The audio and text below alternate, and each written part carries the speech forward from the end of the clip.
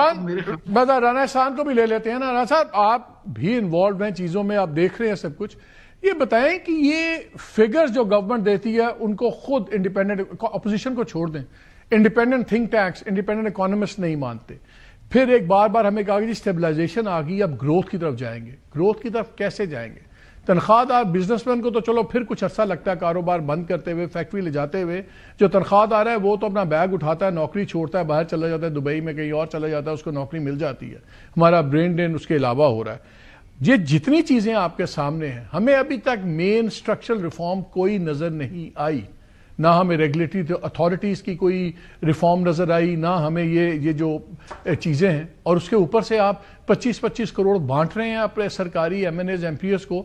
इससे ज्यादा जुल्म क्या होगा कि बेहिसी सी नजर आती है। नहीं देखिए मालिक साहब, बहुत शुक्रिया, अब मुझे जरा मौका दीजिएगा।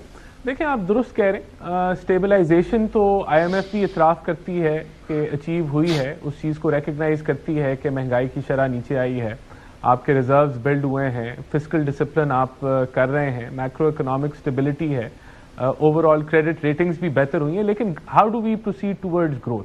अब ये बिल्कुल चैलेंजिंग एनवायरनमेंट है, क्योंकि जहां आपने फिस्कल डिसिप्लिन किया और आपने अपने डेट को कंट्रोल किया, चाहे वो सर्कुलर डेट हो, तो वहां यूटिलिटी कॉस्ट ज़्यादा हुई, वहाँ टैक्स रेट आपको बढ़ाना पड़ा। और ये दुरुस्त बात है कि इन एग्जॉर्बिटेंट टैक्स रेट्स के ऊपर तो बिजनेसेस को के लिए वायबिलिटी और ग्रोथ बड़ी मुश्किल हो जाएगी। इस टैक्स रेट को हमें नीचे लेके आना है, और उसके ऊपर अभी वर्किंग ग्रुप्स बनाए हुए हैं प्राइम मिनिस्टर ने, जो मुख्तलिफ तजावीज़ दे रहे हैं। मिसाल के तौर पे अभी रिसेंटली जो एक्सपोर्ट डेवलपमेंट फंड की मद में 0.25% टर्नओवर लिया जाता था एक्सपोर्टर से, उसको ख़त्म कर दिया गया है।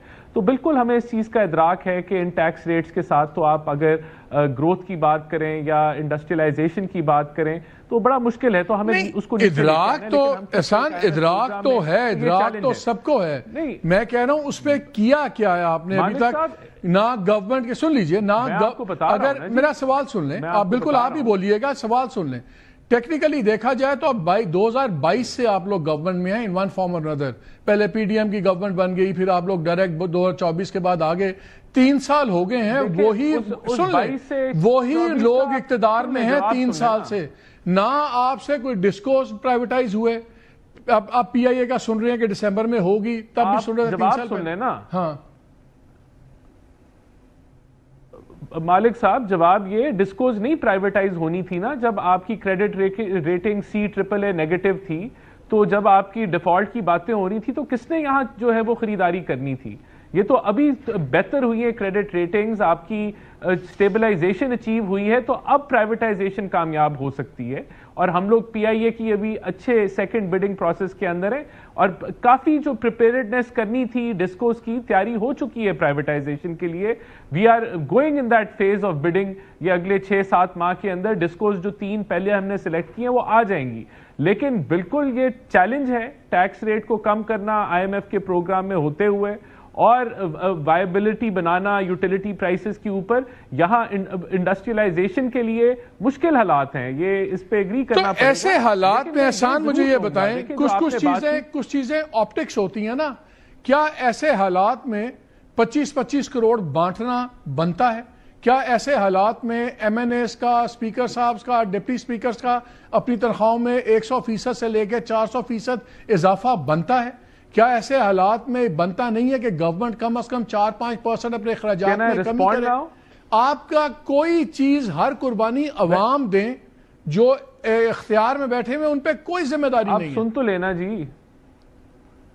देखिए अब मालिक साहब इसका जवाब मुझे दे लीजिए। बिल्कुल आप दुरुस्त फरमा रहे हैं, असूली तौर पे ये चीजें डिवॉल्व होनी चाहिए हैं लोकल बॉडीज के अंदर, जो कि नहीं हुई। और ये जो अभी जो डायग्नोस्टिक रिपोर्ट भी आई है आईएमएफ के अंदर, इसके अंदर जो करप्शन और गवर्नेंस के हवाले से इसमें सबसे बड़ा स्टेक होल्डर जो है वो सूबे हैं। क्योंकि अभी भी इस साल भी सूबों को कोई 2800 अरब का एनुअल डेवलपमेंट प्रोग्राम मिला है। ये इसको पीएचडीपी के साथ मिला लें, ये 13-14 बिलियन डॉलर्स बनते हैं जो आप डेवलपमेंट पे स्पेंड करने जा रहे हैं। इसके ऊपर बिल्कुल सवाल हमें उठाना चाहिए कि बलूचिस्तान में क्या वो डेवलपमेंट फंड ट्रिकल डाउन कर रहे हैं?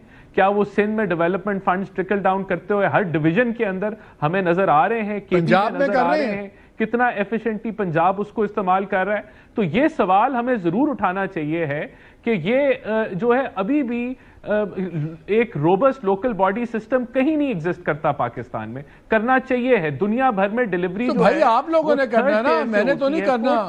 آپ لوگ اقتدار میں ہیں 3 سال سے, آپ لوگ کیوں نہیں کر رہے؟ دیکھیں مالک صاحب, بات یہ ہے یہ وفاق نے بھی نہیں کرنا, یہ صوبوں نے اور وفاق نے مل کے کرنا ہے. سر وفاق نے جب 26ویں امینڈمنٹ کرنی ہوتی ہے وفاق کروا لیتا ہے, 27ویں کرنی ہوتی ہے کروا لیتا ہے.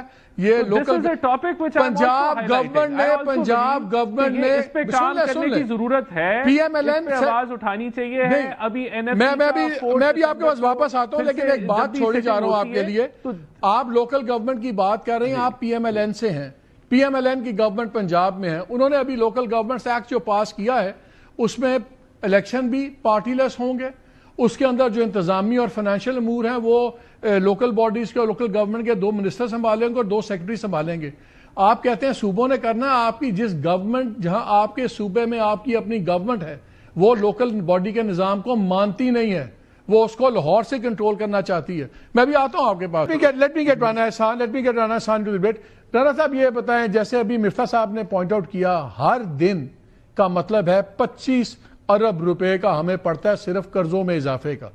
تو اتنا ٹائم کی لگژری تو ہے نہیں. روز کا ایک دن جو ڈیلے ہوتا ہے 25 ارب روپے. انہوں نے ایک پورا پلیتھورا بتایا, جو وعدے تھے ان میں سے کچھ نہیں ہوا. میں تو یہ بات کر رہا ہوں کہ ان دا مین ٹائم وہی نہ اپنے خرچے کم ہوئے, خرچے بلکہ بڑھے, قرضے روز 25 ارب چل رہے ہیں. ایک لگتا ہے کہ گورنمنٹ میں سینس آف ارجنسی نہیں ہے. باتوں کی حد تک ہے لیکن آن گراؤنڈ کچھ بھی آپ کر نہیں پا رہے. یہ کیا نیت کا فقدان ہے؟ پرائرٹیز کنفیوزڈ ہیں کہ کیپیسٹی کرائسس ہے؟ درست نہیں فرما رہے مالک صاحب. اب اگر آپ مجھے جواب دینے دیں گے تو میں آپ کو ایکسپلین کروں گا.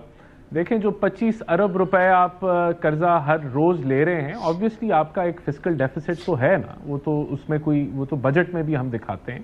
لیکن اگر debt to G D P کی بات کریں تو یہ پی ٹی آئی کے دور میں 84% پہ چلی گئی تھی, اس کو ہم 70 پہ لے کے آئے ہیں. تو اس کے اندر واضح بہتری آئی ہے. اگر آپ قرضوں کی بات کریں تو ایکسٹرنل فرنٹ کے اوپر آپ نے کوئی نیا نیٹ قرضوں میں اضافہ نہیں کیا. آپ میں ایکسٹرنل ڈالر ٹرمز میں فائنانسنگ کی نیٹ کوئی اضافہ ڈومیسٹک پہ آ جائیں. اور اوور آل اگر آپ دیکھیں تو ہم پرائمری سن لیں, اب میرے سے جواب دینے نہیں قرضوں پہ پوری بات کریں نا. قرضوں پہ یہ رپورٹ آئی تھنک ٹینک کی بینکس کے ابھی اس وقت ہم پرائمری سرپلس میں ہیں. بینکس اپنے ڈپازٹس کا 103% نکال لیں گے تو آپ کو پرائمری سرپلس صرف اسی پی ڈی ایم کے دور میں نظر آئے گا, ورنہ تو نہیں نظر آئے گا. بینکس اپنے ڈپازٹس کا 103% دے رہے ہیں. آیا ہے آئی ایم ایف کا کرپشن اور گورننس میں, وہ بھی اعتراف کر رہا ہے کہ آپ پرائمری سرپلس آپ دے رہے ہیں اور آپ فسکل ڈسپلن کا مظاہرہ کر رہے ہیں. تو خرچے تو آپ نے کم کیے ہیں تو پرائمری سرپلس ہے. جہاں تک پینشن ریفارمز کی بات ہے تو آپ نے سیولینز کے اوپر فیڈرل لیول پہ پینشن ریفارمز کرنی ہیں. ابھی آپ کی جو آرمڈ فورسز ہے اس کے اوپر ابھی وہ پینڈنگ ہے, جس کو 1 سال کا پھر موقع دیا گیا, وہ ہونی چاہیے. We are working with them کہ اس کے اندر کوئی بہتری آئے. میں نے آپ کو پہلے بتایا کہ پرائیویٹائزیشن یا selling of S O Es تب نہیں ہوتی جب ملک ڈیفالٹ کر رہا ہوتا ہے, جب آپ اسٹیبلائزیشن اچیو کرتے ہیں.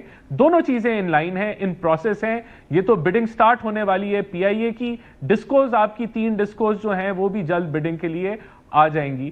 مختلف آپ کی اوور آل بالکل, یہ میں اس کو ایڈمٹ کروں گا کہ جو ٹیکس ریٹ ہیں, جو یوٹیلیٹی پرائسز ہیں, جو گیس پرائسز ہیں, جو ایز آف ڈوئنگ بزنس ہے, وہاں ہمیں جلدی پرفارمنس کرنے کی ضرورت ہے یا بہتری لانے کی ضرورت ہے, کیونکہ ان چیزوں کو جب تک ہم فکس نہیں کرتے آپ کی انڈسٹری ایکسپورٹ کے لیے بڑی مشکل ہے کہ وہاں سے آپ کو ملے, اور وہ ایک چیلنجنگ ہے. لیکن ہم اس کی دوسری سائڈ پہ ہم آئی ٹی کے اوپر کام کر رہے ہیں. سروسز ایکسپورٹ بڑھ رہی ہیں, 20% بڑھ رہی ہیں پچھلے 5 سال سے. اوور آل ایکسپورٹس آپ کی بڑھی ہیں, تو ہم دوسرے ایونیوز کو نہیں, اوور آل اس سال تو نہیں بڑھتی نظر آ رہی. پھر وہ نہ نکالیں نا, پھر وہ پک اینڈ چوز ایک چیز. لیکن ہم کوشش کریں گے. میں آپ کو 18 چیزیں میں آپ کو گنا دیتا ہوں جو نیگیٹو میں ہیں.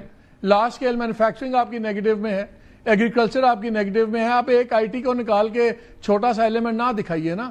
یہ little small islands of success doesn't matter. میں آپ کو ایگریکلچر کا, ہمیں فلڈز آئے, آپ درست فرما رہے ہیں کہ اس دفعہ ہماری جو ایگریکلچر کی ایکسپورٹس ہیں اس میں ڈپ ہیں، اس کی وجوہات ہیں، وہ ساری میرے سامنے ہیں، ان کو اگر آپ ڈسکس کرنا چاہیں، لیکن اس میں ایکسٹرنل فیکٹرز بھی کافی ہیں. بہرحال دیکھیں، میں نے آپ کو ایک ایکسپورٹرز کے لیے، انڈسٹریلائزیشن کے لیے ہمیں انوائرمنٹ بہتر کرنا پڑے گا. اگر یہی سر آپ 3 سالوں میں ٹیکس ٹو اگر آپ 3 سالوں میں tax to G D P ratio بڑھا لیتے، یہ ریٹیلرز کو اور باقی لوگوں کو نیٹ میں لے آتے تو بڑا فرق پڑ جاتا. 3 سالوں میں tax to G D P ratio ہم اس کو 8% سے تقریباً 10% پہ لے کے گئے. جی وہاں بہتری آئی. اس پہ بھی بڑی اس پہ علیحدہ ایک نیا پروگرام کریں گے کیونکہ ٹائم بالکل نہیں ہے. یہ بہت زیادہ ایشوز ہیں. آپ دونوں کا بہت شکریہ.